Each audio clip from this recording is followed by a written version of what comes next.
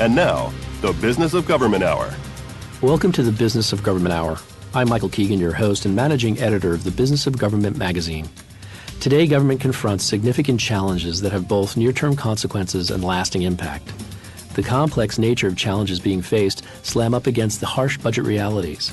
For it is no longer simply a wishful platitude that government do more with less.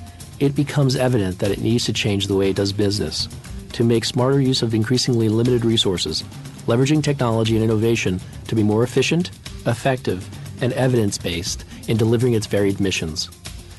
The U.S. General Services Administration's Office of Integrated Technology Services, ITS, has sought to position itself as a government savings agency. It seeks to reduce the cost to federal agency customers, enabling them to focus on their core missions. It works to find new ways to help agencies make smarter, more efficient IT purchases.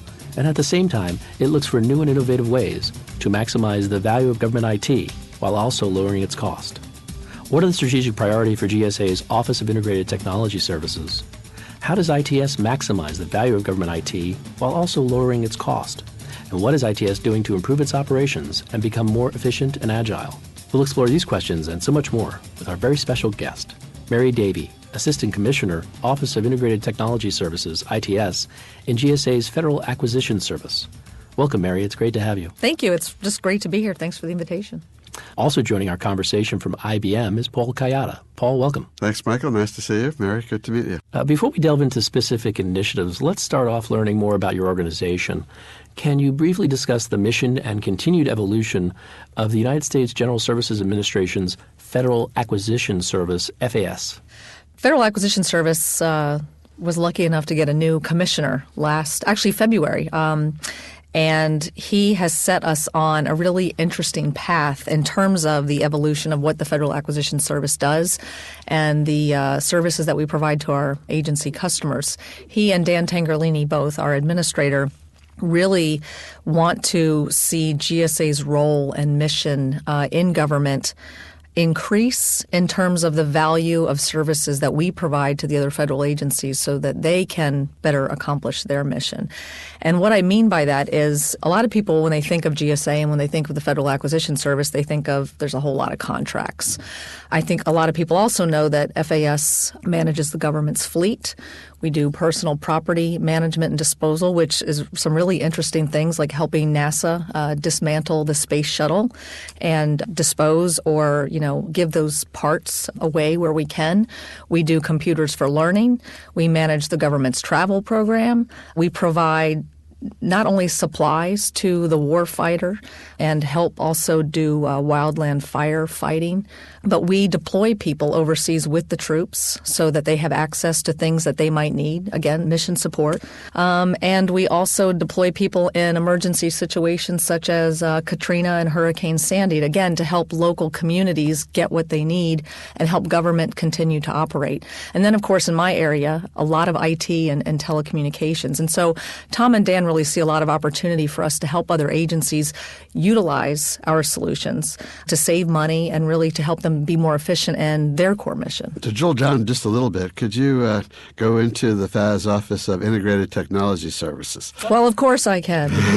So what services does it provide and potentially and how are you organized?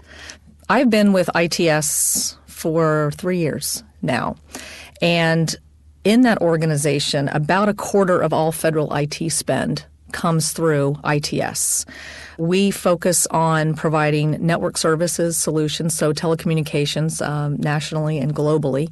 We have a lot of people also think of us for the GSA Schedule IT-70 program, which is by far our largest program with about $16 billion in business volume every year, which gives agencies, federal, state, local, and tribal governments access to commercial solutions for products, hardware, software, for services. And then, of course, we have our government-wide acquisition contracts, referred to as GWACs, and those are really designed to provide agencies with access to best-in-breed companies, both large, small, socioeconomic, disadvantaged, for large IT integration efforts.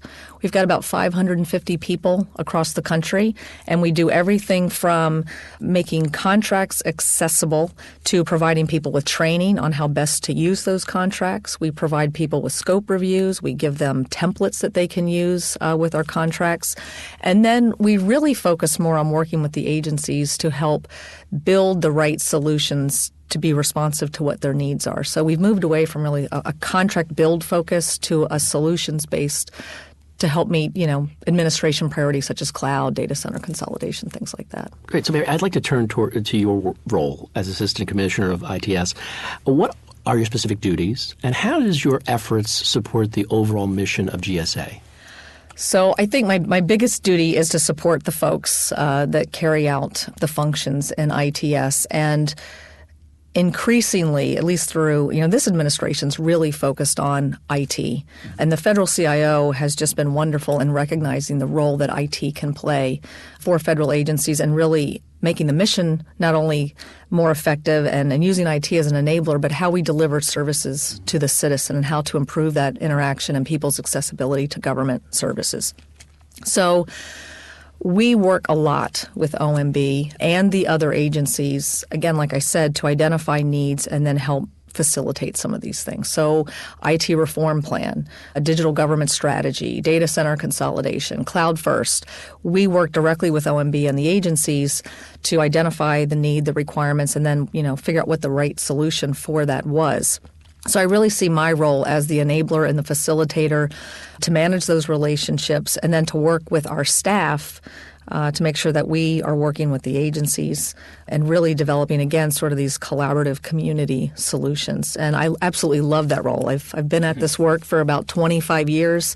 I love the community. I really strongly believe in IT and, GSA's mission as that central buying arm and providing central services and support. And that's exactly what ITS does. So given what you do, being the connector and the facilitator, what are some of the challenges you face, and how have you sought to address those challenges? So I think some of our biggest challenges are, technology is so fast-paced and changes very quickly.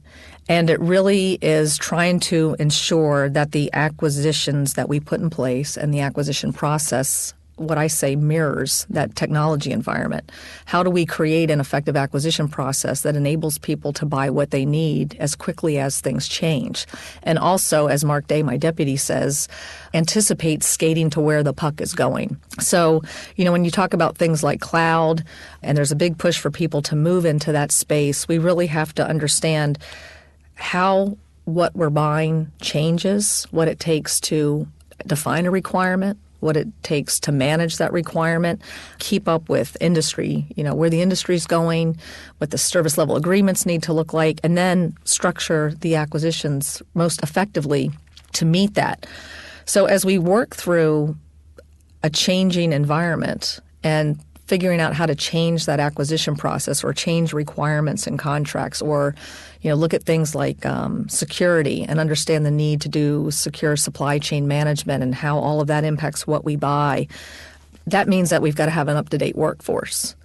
So really looking at skills, that's probably the second biggest challenge that we need to have to be able to know where technology is going, but also know the federal acquisition process. And it becomes, somewhat of a challenge to get the best of both. I think the good news for us, especially in ITS, is we have a lot of people that have worked in industry. They understand the technology, and then they are, working for the federal government, so they've got the acquisition expertise as well. They can talk to agency program people, they can talk to agency technical people, they can talk to agency acquisition folks, and it really is sort of that tripartite arrangement to be able to put in place those solutions and just communicate with the agency.